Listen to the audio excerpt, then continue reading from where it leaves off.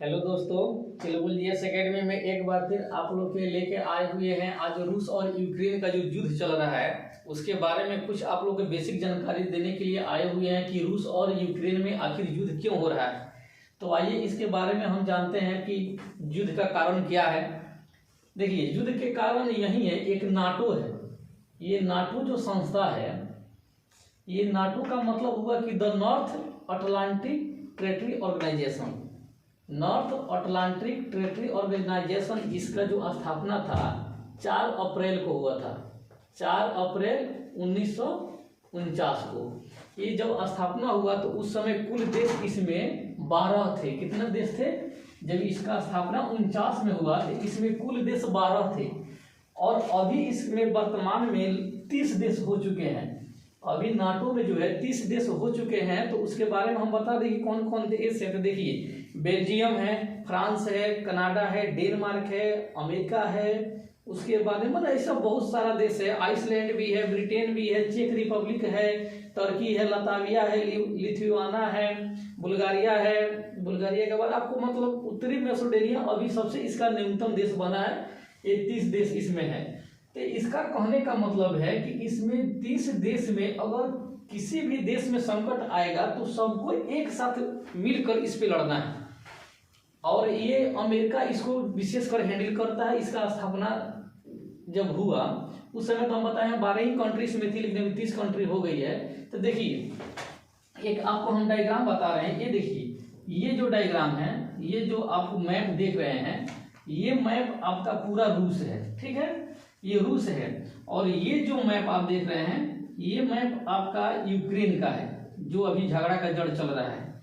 इसका मतलब कि रूस में भी यूक्रेन है और इसके जस्ट बगल में ये क्रीमिया है। तो देखिए, यूक्रेन जो था पहले रूस का ही अंग था, लेकिन रूसी क्रांति जब 1917 में हुआ रूसी क्रांति, उस समय यूक्रेन चाहा कि हम निकल कर अपना एक स्वतंत्र देश बना ले। जब ये स्वतंत्र देश बनाना चाहा तो ये निकल गया, लेकिन 3 साल के बाद ये फिर रूस में आकर शामिल हो गया। सोवियत संघ रूस में आकर ये फिर शामिल हो गया 1920 में। उसके बाद में जब 1991 में रूस से लगभग 15 देश इससे बाहर निकल गए अपने आज़ादी के लिए कि हम लोग आज़ाद हो गए, हम लोग अलग अपना स्वतंत्र कंट्री रहेंगे 1991 में। अब देखिए, जब 1991 में इसे छोटा छोटा टुकड़ा में रूस का देश निकल गया तो उसी में था यूक्रेन। यूक्रेन भी निकल गया। अब देखिए, नाटो कहता है कि यूक्रेन अगर नाटो का सदस्य बन जाए, ये यूक्रेन इसका सदस्य बन जाए, तो सदस्य बनने से इसको देखिए क्या फायदा है। इसको ये फायदा है कि इस पे रूस जो है अपना कब्जा बनाकर रखता है। इसमें जो भी है नेचुरल ये गैस जो है इसमें बहुत अधिक मात्रा में मिलता है। अब ये चाहता है कि नहीं, हमारे में ही रहे। तो देखिए, इसमें अभी 2014 में क्या हुआ है, ये क्रीमिया है जो यूक्रेन का एक भाग था, उसको रूस ने अपना कब्जा में ले लिया। 2014 में क्रीमिया को रूस अपने कब्जा में ले लिया, जबकि ये यूक्रेन का ही पार्ट था।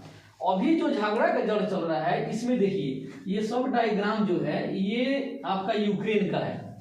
तो यूक्रेन का है तो रूस का किया है कि इस पे अपना कब्जा जमा दिया है, इसके कुछ भाग पे। इस भाग पे रूस का अभी कब्जा हो गया है और इसका 4 सैनिक यानी यूक्रेन के 4 सैनिक को मार गिराया गया है। किसके द्वारा? रूस के द्वारा शुरू में। तो यूक्रेन के यहाँ पे जो सैनिक थे, इस 4 सैनिक को मार को गिरा दिया है। किसने? रूस ने मार दिया है।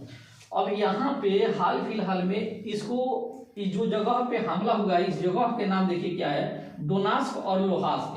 डोनास्क और लोहास्क ये 2 जगह है। अभी उसको रूस का क्या है, कंट्री बना दिया है अभी हाल फिलहाल में। डोनास्क और लोहास्क ये दोनों को संयुक्त रूप में कहते हैं डोनबास रीजन कहते हैं। ये दोनों का नाम क्या है, दोनों मिलकर बन गया है डोनबास रीजन। यहाँ जो है ना काफी मात्रा में नेचुरल गैस का उत्पादन होता है। अब यूक्रेन क्या करता है कि पड़ोसी देश अपना रूस को नहीं देता है और यहाँ से सीधे ये जितना है, देख रहे हैं ना, ये सब यूरोप है, जितना है सब यूरोप कंट्री है।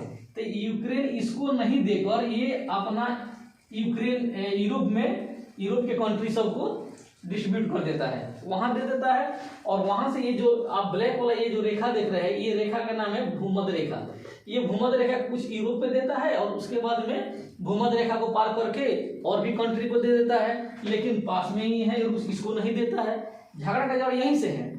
तो रूस बोला है कि नहीं, आप हमारे अंदर हैं तो इसका भी वर्चस्व होना चाहिए कि नहीं, हमारे अधीन है तो आप हमको भी दे सकते हैं, लेकिन ये नहीं देता है।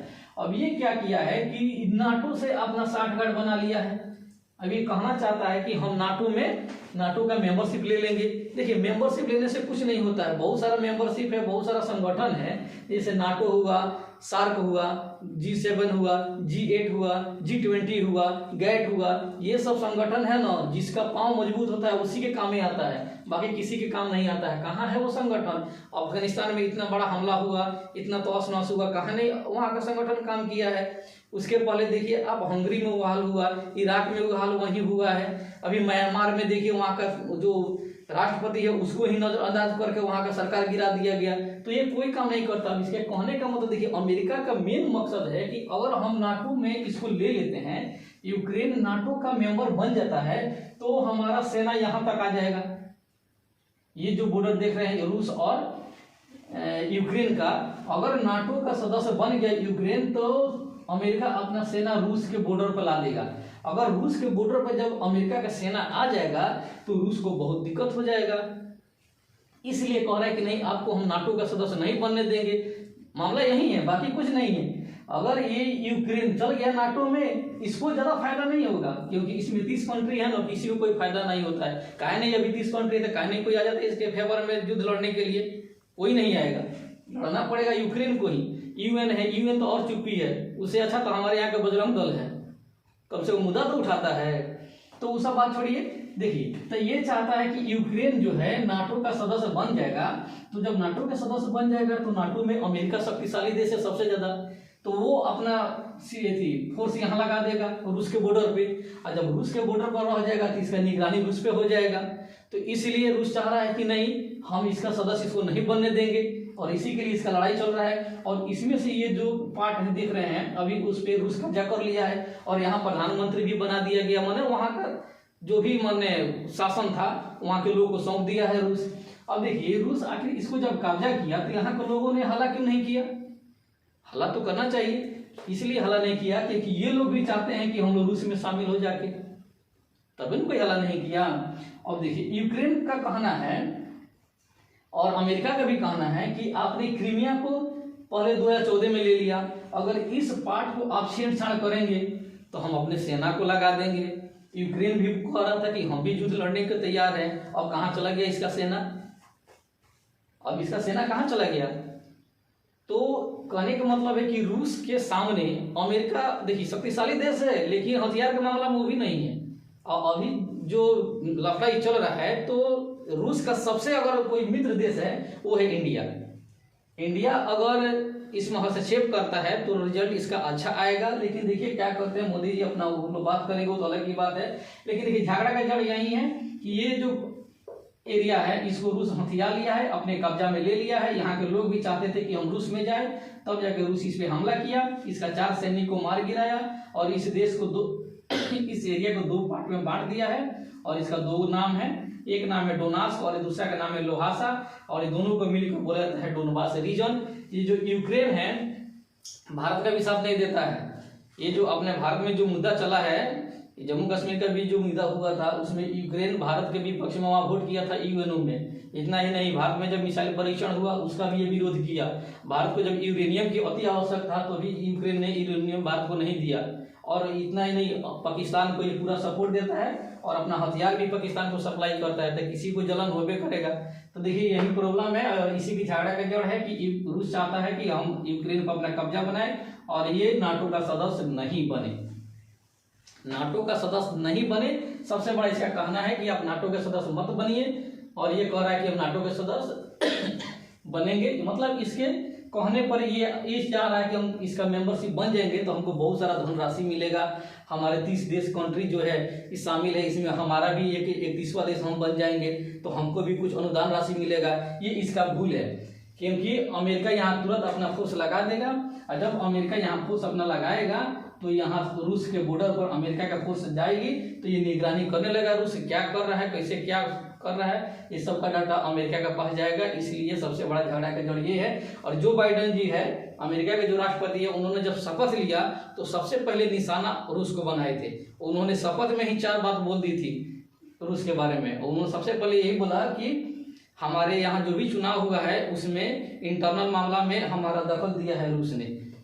अफगानिस्तान में अमेरिका का जो सेना था वहां पर ये बोला था अमेरिका के राष्ट्रपति कि नहीं, रूसी वहां के सेना है, हमारे सेना को वहां पे तंग करते हैं। मैंने कुछ ऐसा बात रूस से अमेरिका को नहीं पड़ता है।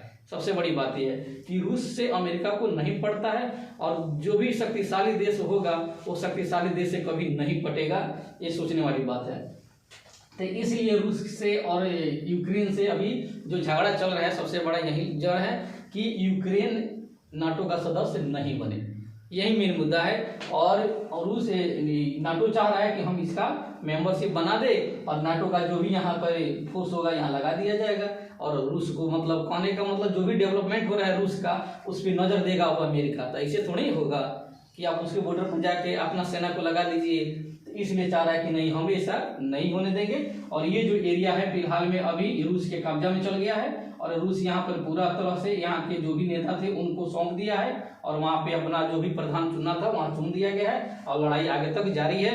देखिए, हो सके तो मोदी जी इसमें कुछ हस्तक्षेप कर दे तो बात बन भी सकती है, वो तो बात की बात है। तब तक हमारे वीडियो को देखते रहिए, शेयर करते रहिए।